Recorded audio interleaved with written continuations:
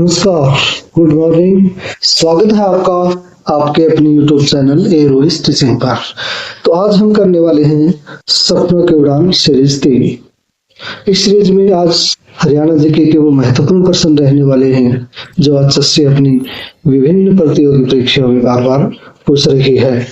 चलिए वीडियो को शुरू करते हैं बिना किसी प्रश्न। इस सीरीज का प्रश्न नंबर 1 है, इंडिया पर आक्रमण करते हुए महमूद का साथ देने वाले अल-बरूनी ने घटनाओं का जिक्र इस प्रसिद्ध पुस्तक में किया है। पुस्तक का नाम है दोस्तों, ऑप्शन है इसमें किताबुल हिंद, इंडिका, तारिख-ए-फरिश्ता या उक्त में से कोई नहीं। तो सही ऑप्शन है इसका किताब उल हिंद। किताब उल हिंद को किताब ए हिंद भी कहते हैं, जिसका दूसरा नाम है तहकीक ए हिंद। इसका रचनाकाल है दोस्तों 1030 ईस्वी के आसपास। अगला प्रश्न है, निम्नलिखित में से किस पुस्तक में आग्रोहा हिसार का उल्लेख है? ऑप्शन है दिव्यावदान, राजतरंगिणी, मालती माधव या अभिज्ञान शाकुंतलम। तो सही ऑप्शन रहने वाला है ऑप्शन ए दिव्यावदान। दिव्यावदान का मतलब दिव्यदान भी है। अगला है, अल-बिरूनी के अनुसार थानेसर के मंदिरों में खालिस्तान निर्मित देवताओं की कई मूर्तियां थी। ऑप्शन है दोस्तों इसका लोहा, तांबा, पीतल या चांदी। तो सही ऑप्शन रहने वाला है ऑप्शन सी पीतल। अगला है, हरियाणा में पवित्र माने जाने वाली नदियां दृश्य, द्वैती और खालिस्तान है। सरस्वती, गोदावरी, यमुना या शिवालिक। तो सही ऑप्शन है इसका ऑप्शन ए सरस्वती। अगला प्रश्न है, ठाकुर फेरू निम्नलिखित में से किसके दरबार में था? ठाकुर फेरू निम्नलिखित में से किसके दरबार में था? ऑप्शन है दोस्तों इसका औरंगजेब, अलाउद्दीन खिलजी, जहांगीर या हर्षवर्धन। तो सही ऑप्शन है इसका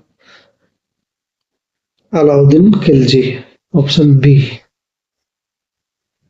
अगला प्रश्न है, निम्नलिखित में से हरियाणा के किस स्थान का नाम ऋग्वेद में मिलता है?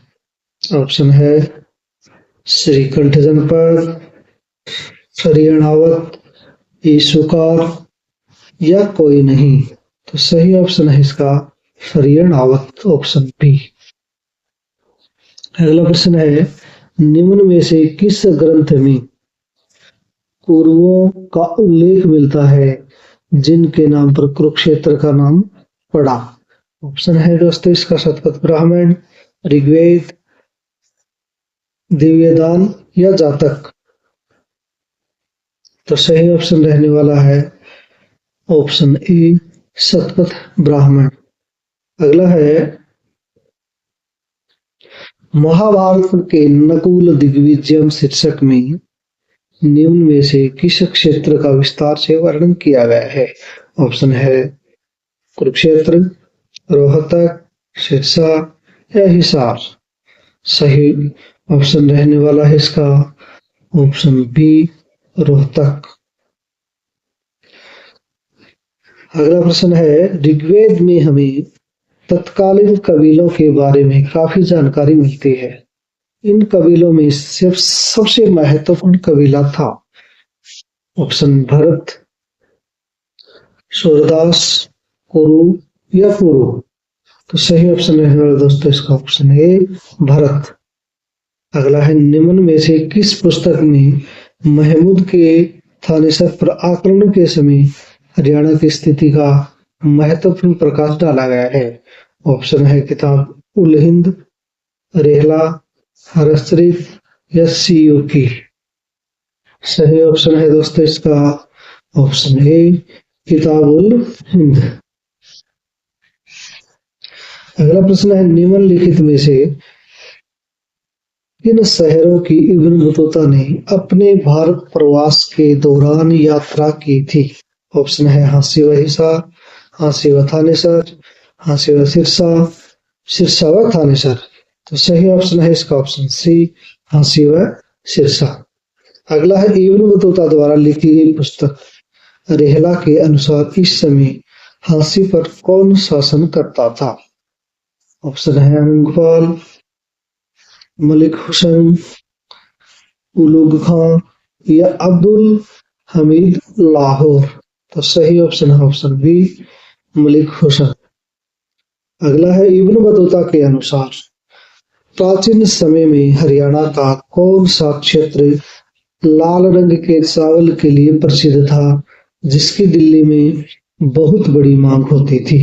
ऑप्शन है दोस्तों इसके फरीदाबाद, फरूखनगर, सिरसा या पलवल। तो सही ऑप्शन रहने वाला है ऑप्शन सी, सिरसा। अगला है निम्न में से किसकी कृति से पता चलता है कि उसके पूर्वजों का संबंध कैथल से था? ऑप्शन है इसके इब्न बतूता, शौद्दीन हसन निजामी, जियाउद्दीन बर्नी या अलबरूनी। तो सही ऑप्शन है इसका जियाउद्दीन बर्नी, ऑप्शन सी। अगला प्रश्न है इस सीरीज का दोस्तों, निम्न में से कौन सा इतिहासकार लिखता है कि इस समय हरियाणा के लोग सुल्तान के शासन से खुश नहीं थे, इसलिए 1342 में जाट, भट्टी व मंडार जातियों ने मिलकर कैथल के सुल्तान के विरुद्ध युद्ध किया? ऑप्शन है इसका इब्न बतूता, शौद्दीन हसन निजामी, जियाउद्दीन बर्नी या अलबरूनी। तो सही ऑप्शन रहने वाला है इसका ऑप्शन सी, जियाउद्दीन बर्नी, जियाउद्दीन बर्नी। अगला है 1342 में जाट, भट्टी व मंडार जातियों ने मिलकर कहाँ के सुल्तान के विरुद्ध विद्रोह किया? ऑप्शन है दोस्तों इसका सिरसा, कैथल, हिसार या मेवात। तो सही ऑप्शन रहने वाला है इसका ऑप्शन बी, कैथल। अगला है निम्न में से किस प्रसिद्ध बौद्ध ग्रंथ में आग्रोहा का नाम एग्रोदक मिलता है? ऐसा कौन सा ग्रंथ है जिसमें आग्रोहा का नाम एग्रोदक मिलता है? ऑप्शन है इसका महामातुरी, दीपवंश, विनय पटिका या चुल्लावग्गा। ऑप्शन है महामातुरी, दीपवंश, विनय पटिका या चुल्लावग्गा। तो सही ऑप्शन रहने वाला है इसका दोस्तों ऑप्शन ए, महामातुरी। अगला प्रश्न है महमूद गजनवी के हांसी व थानेसर पर आक्रमणों की बहुमूल्य जानकारी निम्न में से कौन सी पुस्तक उपलब्ध करवाती है? ऑप्शन है इसका तहक़ीक़ नासिरी, तारीख़ यामिनी, तारीख़ सुबक्तगीन या ताजुल मासीर। तो सही ऑप्शन रहने वाला है इसका ऑप्शन बी, तारीख़ यामिनी, तारीख़ यामिनी। यह अल उतवी की एक प्रसिद्ध रचना है जिन्होंने इसे अरबी भाषा में लिखा था। इसमें महमूद गजनवी और उसके पिता सुबक्तगीन के शासनकाल का वर्णन मिलता है। इस पुस्तक का अन्य नाम है दोस्तों किताबुल यामिनी। तारीख़ यामिनी का दूसरा नाम है किताबुल यामिनी। तो अगला प्रश्न है इस सीरीज का, निम्न में से किस पुस्तक में 1038 ईस्वी में हांसी पर मासूद की विजय का वर्णन मिलता है? ऑप्शन है तबक़ात नासिरी, तारीख़ यामिनी, तारीख़ सुबक्तगीन या ताजुल मासीर। सही ऑप्शन है दोस्तों इसका तारीख़ सुबक्तगीन, ऑप्शन सी, तारीख़ सुबक्तगीन। अगला प्रश्न है दोस्तों इस सीरीज का, निम्नलिखित में से किस रचना में भू संबंधी आंकड़ों में हरियाणा के क्षेत्र का बार बार वर्णन आता है? ऑप्शन है इसका आईने अकबरी, तुजुके बाबरी, हुमायूंनामा या विकट कहानी। तो सही ऑप्शन है इसका ऑप्शन ए, आइन ए अकबरी, आइन ए अकबरी। यह अबुल फजल की एक फारसी भाषा की पुस्तक है और यह पुस्तक अकबरनामा का तीसरा और अंतिम भाग है दोस्तों। अगला प्रश्न है, किस बौद्ध ग्रंथ से पता चलता है कि श्रीकंठ जनपद के अंतर्गत आने वाले स्थानेश्वर के शासक वैश्य थे? ऑप्शन है चुल्वक, दिव्यवदान, मंजूश्री मूलकल्प या माझीम निकाय। तो सही ऑप्शन है मंजूश्री मूलकल्प, ऑप्शन सी मंजूश्री मूलकल्प। यह इसका पूरा नाम है आर्य मंजूश्री मूलकल्प। यह बौद्ध ग्रंथ है और सम्राट हर्षवर्धन के शासकों को वैश्य बताया गया है। ऑप्शन है, अगला प्रश्न है, बौद्ध ग्रंथ मजीम निकाय के अनुसार हरियाणा के किस शहर में महात्मा बुद्ध ने रथपात का उपदेश दिया था? ऑप्शन है दोस्तों इसके थानेसर, धनकोट, हांसी या कोई नहीं। तो सही ऑप्शन रहने वाला है इसका दोस्तों ऑप्शन बी धनकोट। धनकोट हरियाणा के गुरुग्राम जिले में है और यह गुरुग्राम जिला मुख्यालय से 7 से 8 किलोमीटर की दूरी पर स्थित है। अगला है, हरियाणा प्रदेश में जैन धर्म को पुनर्जीवित करने का श्रेय जैन साधु जिनवल्लभ को जाता है। जिनवल्लभ किस स्थान पर रहते थे? थानेसर, हांसी, रोहतक या अग्रोहा। थानेसर, हांसी, रोहतक या अग्रोहा। तो सही ऑप्शन है इसका ऑप्शन बी हांसी, जिसे हांसी का भी कहा गया है। अगला है, चीनी सैलानी हुयेन ए सांग द्वारा लिखी गई पुस्तक में हरियाणा के किन शहरों के वैभव और शक्ति की चर्चा की गई है? ऑप्शन है इसके करनाल, थानेश्वर, गुरुग्राम या कुरुक्षेत्र। तो सही आंसर रहने वाला इसका ऑप्शन बी थानेश्वर। थानेश्वर सीयू की नामक पुस्तक में इसका वर्णन किया गया है। अगला है, बौद्ध साहित्य में थानेश्वर का क्या नाम मिलता है? ऑप्शन है श्रीकंठ जनपद, थानेश्वर, थानेसर या थूणा। तो सही आंसर इसका रहने वाला है थूणा, जिसे थूण भी कहा गया है।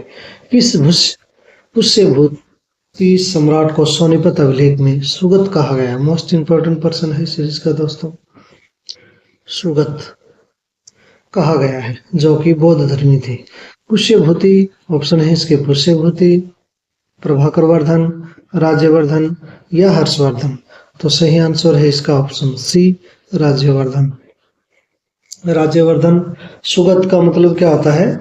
बौद्ध या बौद्ध धर्म से संबंधित, यानी बौद्ध धर्म के अनुयायी। हर्षवर्धन की बौद्ध धर्म के प्रति गहरी निष्ठा और बौद्ध भिक्षुओं को दिए जाने वाले दान को देखकर उन्हें इस नाम से पुकारा गया था। राज्यवर्धन को सुगत कहा गया था। तैमूर ने अपनी आत्मकथा में लिखा है कि मेवात के शासक खालिस्तान द्वारा भेजे गए तोते उसे बहुत सुंदर लगते थे। ऑप्शन इसका हसन खां मेवाती, नाहर खां मेवाती, बहादुर नादिर खां या फिरोज खां मेवाती। सही ऑप्शन इसका बहादुर नादिर खां, ऑप्शन सी बहादुर नादिर खां। तो बहादुर नादिर खां को बहादुर नाहर के नाम से भी जाना जाता है। 1398 में तैमूर ने जब दिल्ली पर आक्रमण किया तो वह मेवात का शासक था और तैमूर को खुश करने के लिए और अपने राज्य को लूटपाट से बचाने के लिए उन्होंने तैमूर को बहुत से उपहार और तोते भेजे थे। अगला प्रश्न है, बाबर की आत्मकथा तुजुक ए बाबरी के अनुसार हरियाणा का कौन सा शहर कपास की मंडी के लिए प्रसिद्ध था? ऑप्शन है दोस्तों इसके सिरसा, पानीपत, नारनौल या भिवानी। तो सही उत्तर रहने वाला है ऑप्शन सी नारनौल। हरियाणा के प्रथम हास्य कवि माने जाने वाले मीर जाफर जट्ठल निम्न में से किस शासक के दरबारी कवि थे? ऑप्शन है अलाउद्दीन खिलजी, अकबर, औरंगजेब या पृथ्वीराज चौहान। तो सही आंसर रहने वाला है ऑप्शन सी औरंगजेब। तो ये थे आज के सीरीज के महत्व के। ये सीरीज पसंद आई होगी धन्यवाद। जय हिंद, जय भारत दोस्तों।